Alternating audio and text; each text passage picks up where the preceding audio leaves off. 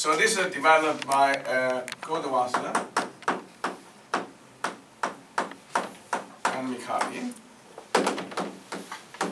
So both of them are currently teaching at MIT, and they did actually during their student time. So this is also PhD type of work.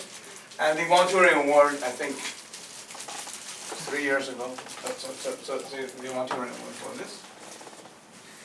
And so I will explain the simplest version of this. And our discussion last time is almost went there. Okay. So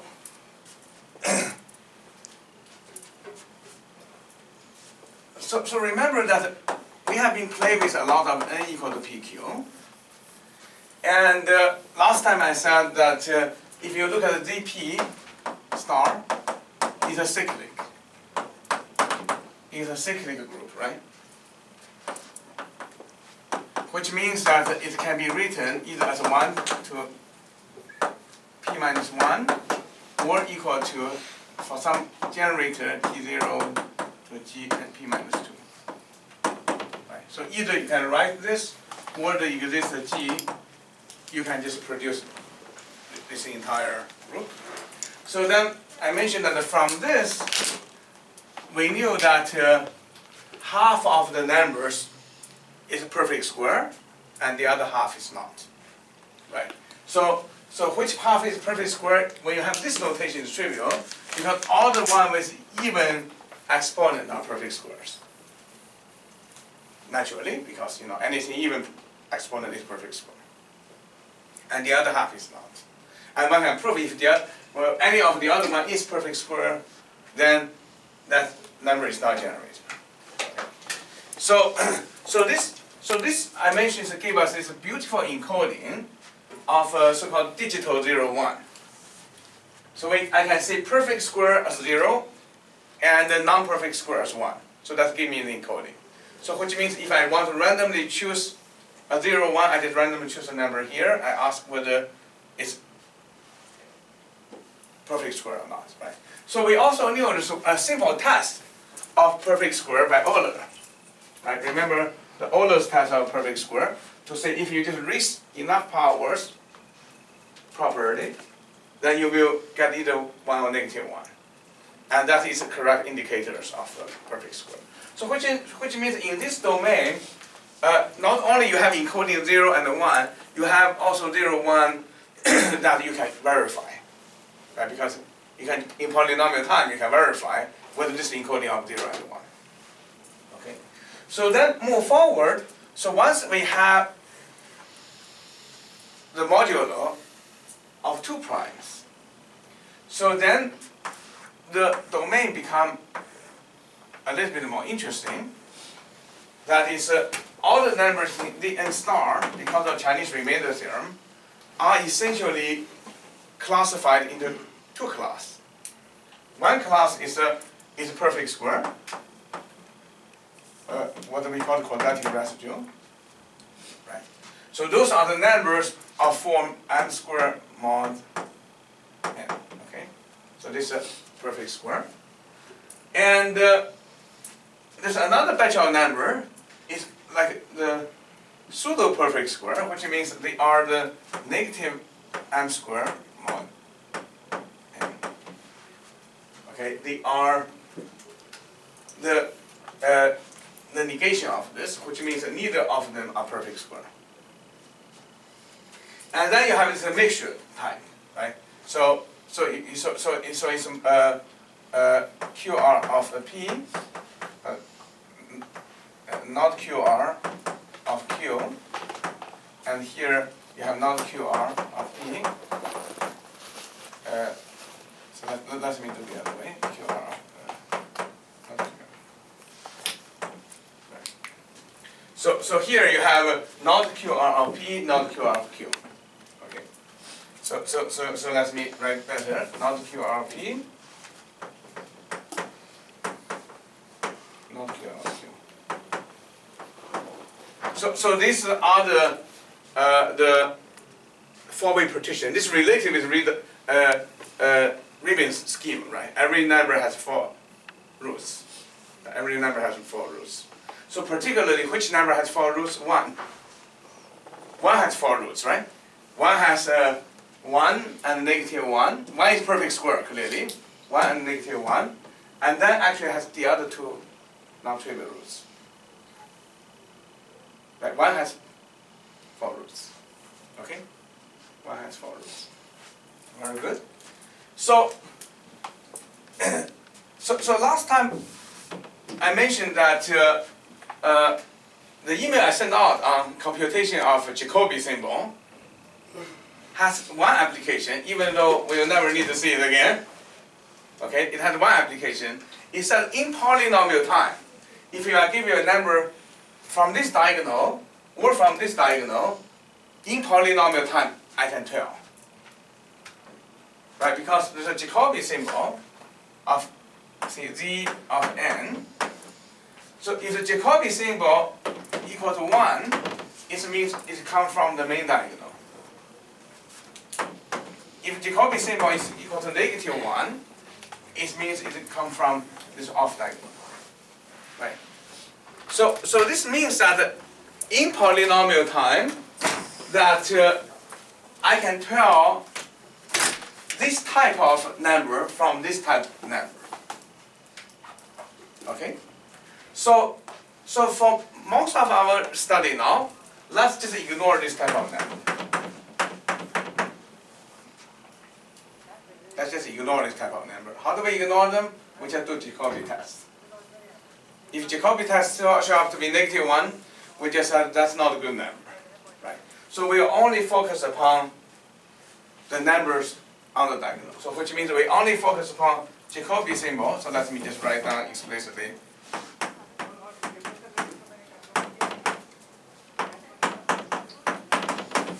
So Jacobi symbol equal to 1 is implies that z will be either here or here.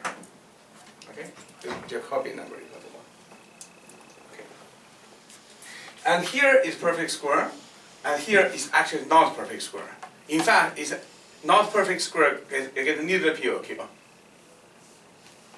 Right? It's not perfect square against neither P or Q. Right? And here we just delete it. Okay. So this also can be used to serve as a digital encoding between 0 and 1, or plus minus 1. In the following sense that if you look at these two places, they have same body of numbers, right? So for example, if I call this 0, I call this 1 as type, then one way I can randomly produce those numbers. I take a random number, I run Jacobi. If Jacobi is equal to negative 1, I said forget about it. I can take another number, right? So clearly with high probability, I can sample into this diagonal, right? Because I can use Jacobi test as a filters to remove every numbers that doesn't follow the form. Okay? So this is a place where, as I mentioned last time, I really want to draw your intuition from real life. That is the sense of color blind. Okay? Computational. So what is color blind in real life? See, red, green. I think that's the most popular one, right? Red, green, color blind. It means that when you see a red signal and a green signal, you couldn't tell them apart. It doesn't mean that signal is not red or green. Right? It only means that the people who are colorblind against red and green couldn't tell the difference. So you know, colorblind is. I'm glad I can essentially see all colors, and I think most people are not colorblind. But I have good body of friends who, because back then I remember when I was a kid, China was so poor, and serving in the army is a good job, great job. But for them, they test color blindness. And while my friend, physically very strong, passed all the tests, and last test he didn't realize that is he failed the color test. And I think apparently some people are even more defined. The other color spectrum they couldn't quite tell, right? But here in the class, let's just think about traditional red-green colorblind. Okay, I want you to just think this way and really think color blindness in many ways is a blueprint for encryption. Right? So what is encryption? Fundamentally, is to create colorblind text. Right? So if you look at our digital text, it's binaries, right?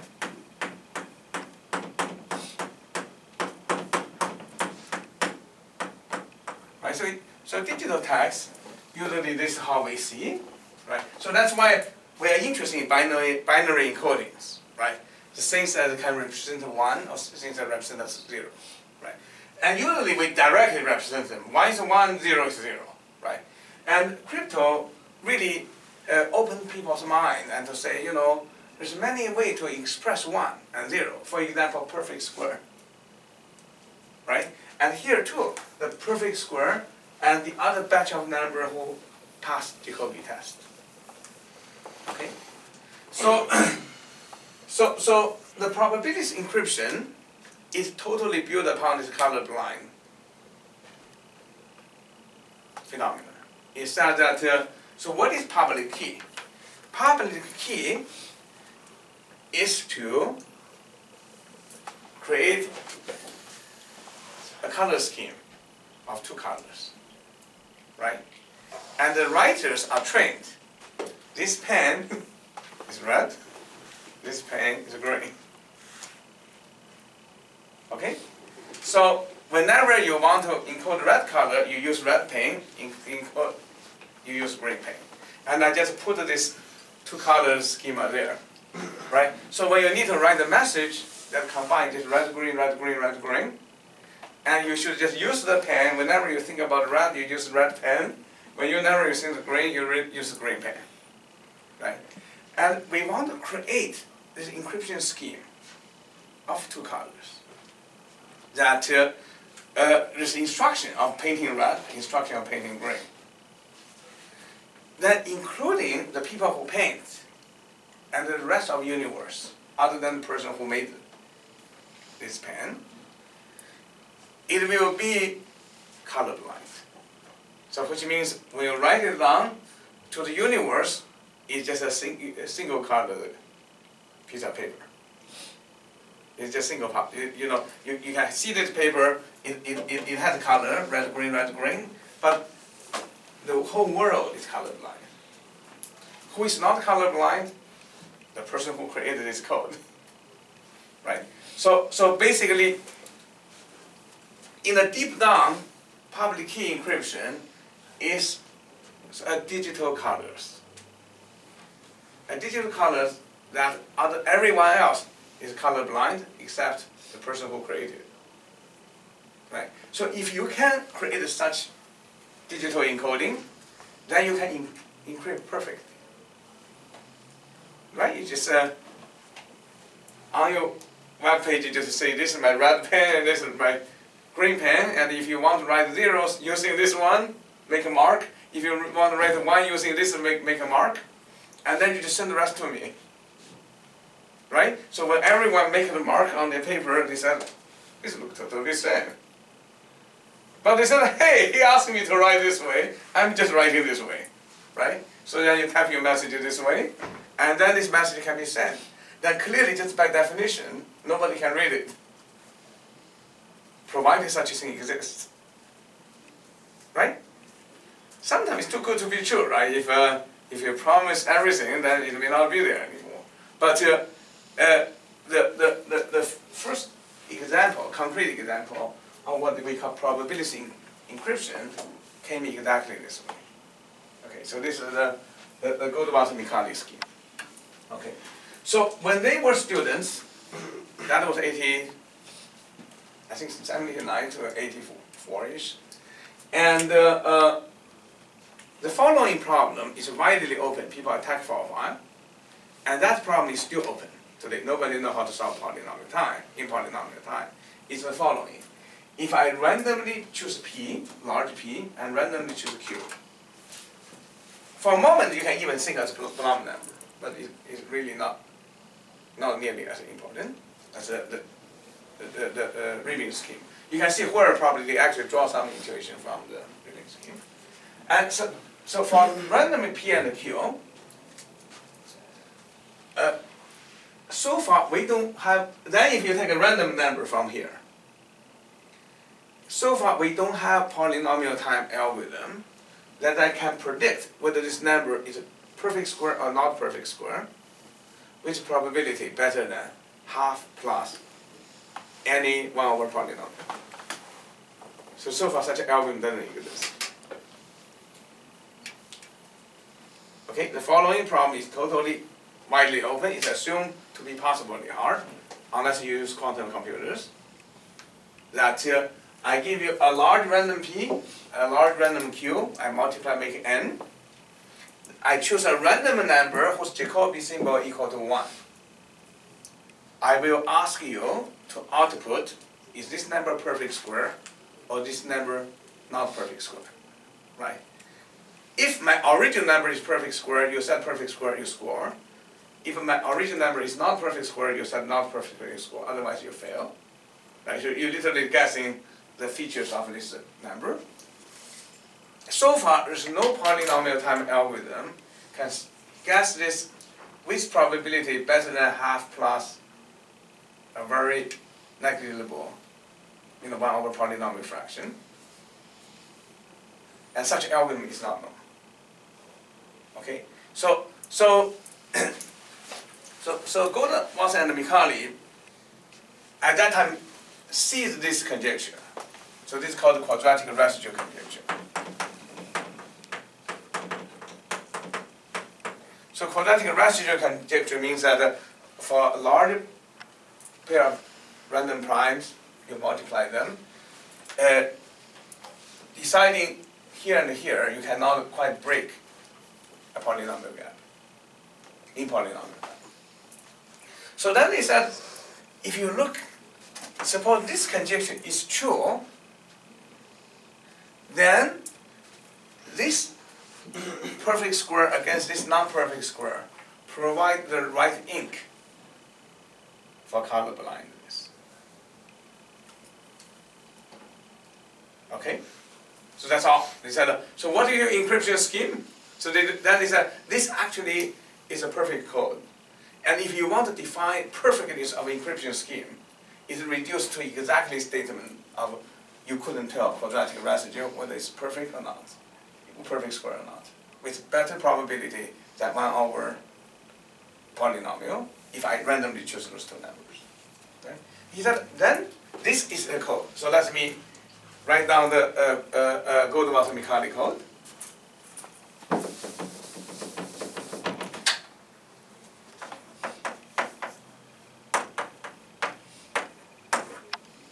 So what is generation? So generation is just a large P, large random P and a Q, and the public key is N. So this is a public key. Okay. So what is encryption? So this encryption itself using probability. That's why I call it probabilistic encryption. So this function uses encryption. So what is plain text? Plain text space is just binary numbers. So our plain text space is just binary numbers. Binaries. Just binary system. Usually we write a 0, 1, star. It's just a binary system. That's your plain text system. That's just as close to computer as you get, right? It didn't see ZN star. It didn't use this any of those things. This is just a binary system. So which means that whenever you have a message, it's literally read like this, right? And 0, 1. and each of those just binary. Losing message. Okay. So then how do they encode? They do the following encoding. So this actually is a place they usually use PQ equal to 3 on 4. You can see this property actually is used, but they use it for different purpose. The reason they use this is because in this domain, if a PQ is 3 mod 4, where does 1 go? And negative 1 always go here. Okay, negative 1 go here. So, so they assume this, then they just simply run the following scheme. They just simply run the following scheme. That for each of the bits, they just do bitwise encoding. This is just almost like what you call one-time pad now, right? This is what is one-time pad? You look at every bit, you want to produce another bit. So they really get the perfect image of it. For every bit, don't write down a bit, write down a number. What is this number? It's encoding of this magic color. That's what they say, right? So for each of the bits, suppose you want to encode MK, in this case bits. So all you need to do is to choose a random number RK. So this is random. You square it. And then if this bit is 0, you just keep this. If this bit is 1, you negate it. You just flip it. Okay? So in general, they don't have to do it this way. They just need to get one element here. Right? So that's why this I'm just using as a attempt to make a similar connection. So usually they offer you another help. That is a public key is this. They give you another element called so let me call B. Where B, what is B? B they live here. They give it one element here. They just give it one element here, B. And this is, if they know PQ, they can do this. Because they can just randomly produce, they can randomly produce element here, right? So they just randomly produce element here, they stick here. So that's why in general you don't have to use the same. Okay? So then you basically just multiply B to the power MK. When MK is 1, you keep the B, otherwise 0. Right? So this is the encoding of the bits K. Right? So in other words, MK is a bit sent to RK squared and B. The example, if you have 0, you just an RK squared. And 1, you just an RK squared. So this is encoding. Okay. So this is what they call the magic pen. That's their magic pen. Right? So they literally look at the binary numbers. They create this magic pen. The magic pen is that I have a little button to help you called the B. And because you knew how to produce a random number here. How do you choose a random number here? You take a number, you square it.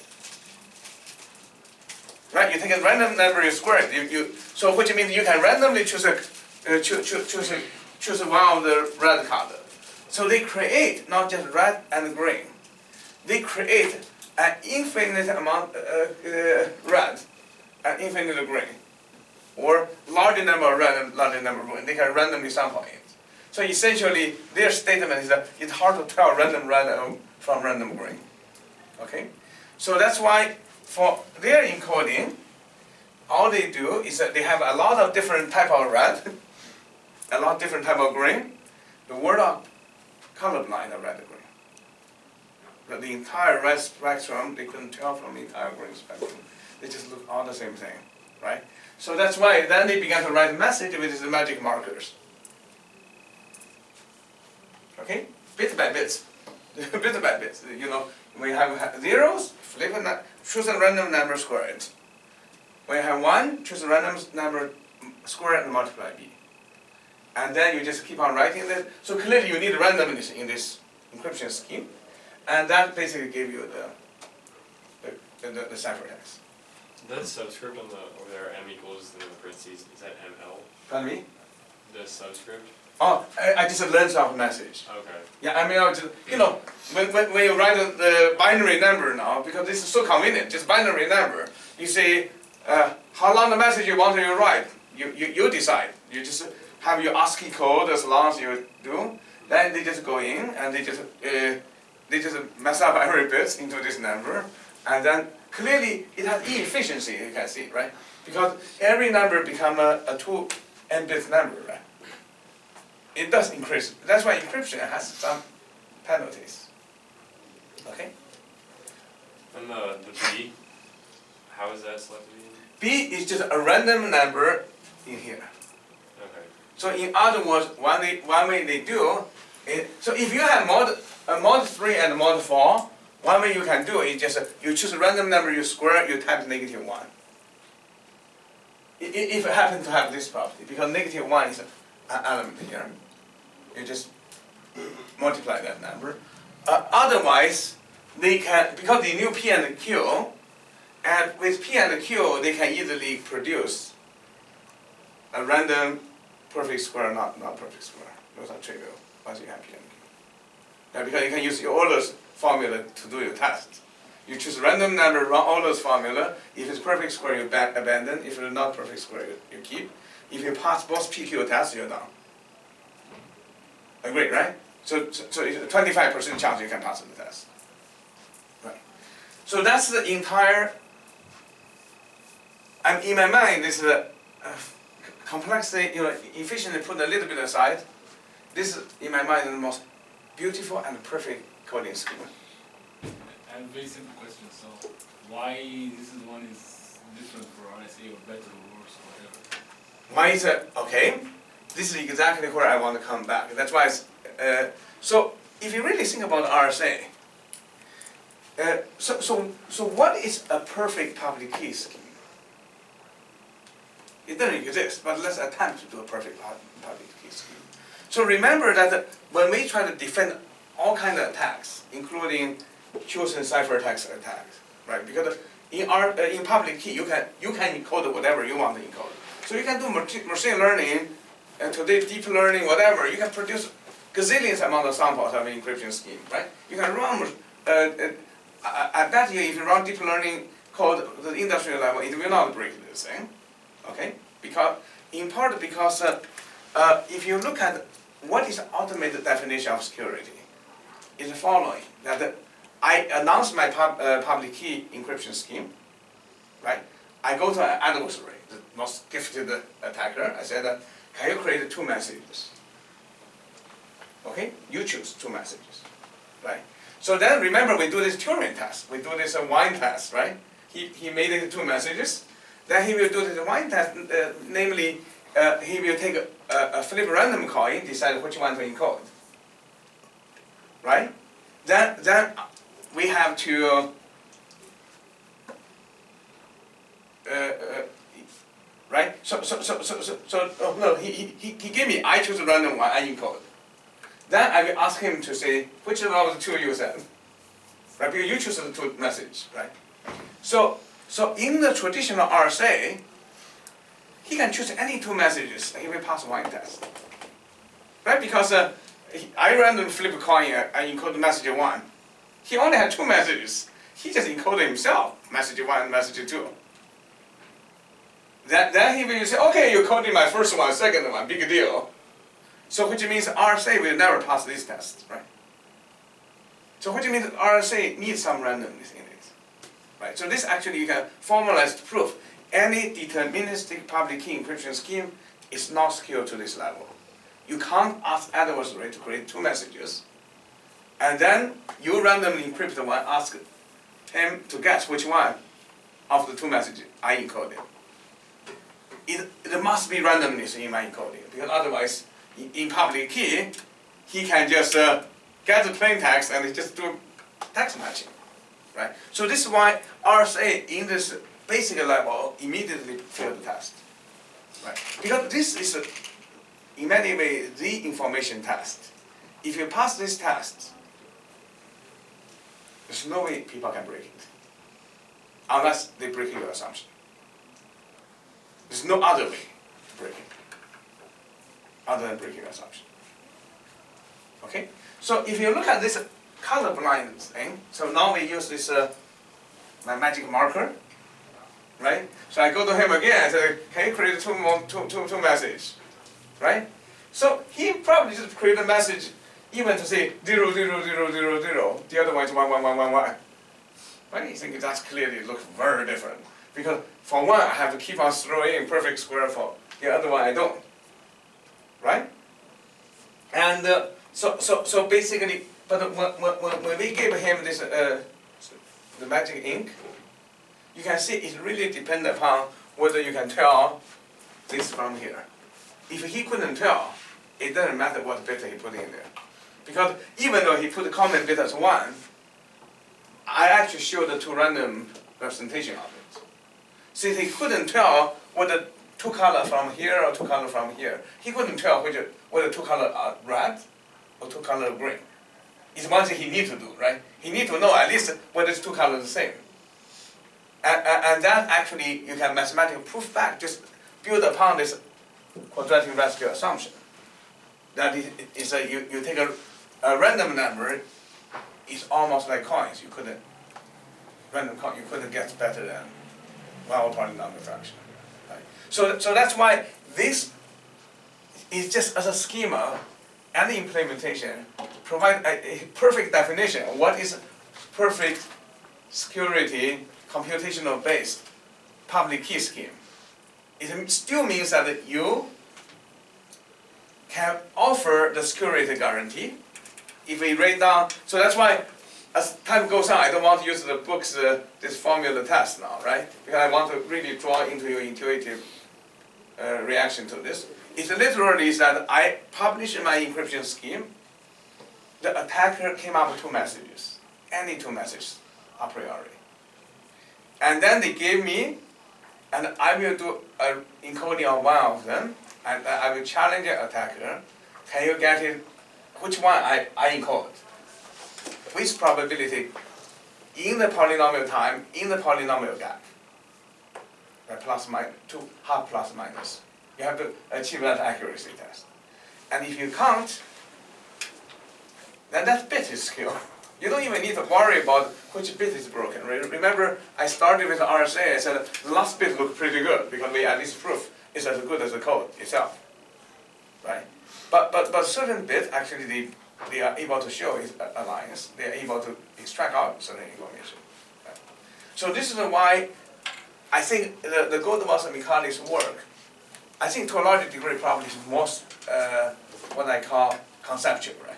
It actually gets the right definition with a very clean code on it, right? So essentially proof is if you want to achieve this ultimate public key encryption scheme, it's nothing different to produce this colorblind pens that colorblind to everybody else other than the people who produce those pens. Somehow there's a little trace of signals.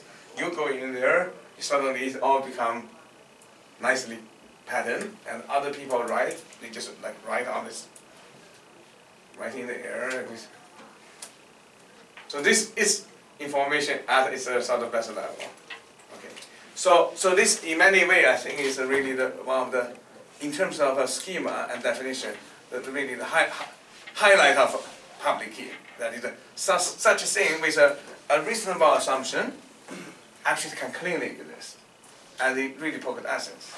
So how do you make RSA this skill? Intuitively is that you put your bit onto the last bit, and you randomly pattern the rest. So that you can also prove. When you reduce to, you couldn't break RSA, you can't break that bit, right? Because we already talked about that bit related with the whole network. Right? So once you can see this schema, you can see RSA actually can be tuned into a magic pen too, right? It just you have to do in a wasteful manner, right? So that's why this inspired eventually people say, do we have better trade-off and not this so inefficient encoding bits? Right, so this still a continuous study, and a lot of time quantum computing, quantum crypto also try to harness. Eventually, you try to imagine your bit somehow is in this sort of colorblind positions, right? So you can't somehow get it aligned with your reader. So somehow when you read, it's always a random quantum bits, but somebody else read is somehow all nicely aligned vertical. But everybody else read somehow is this.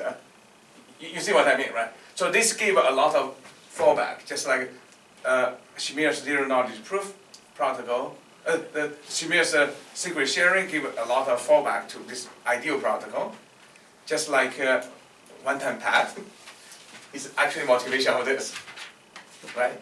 Because this one-time path motivates this, right? Just put a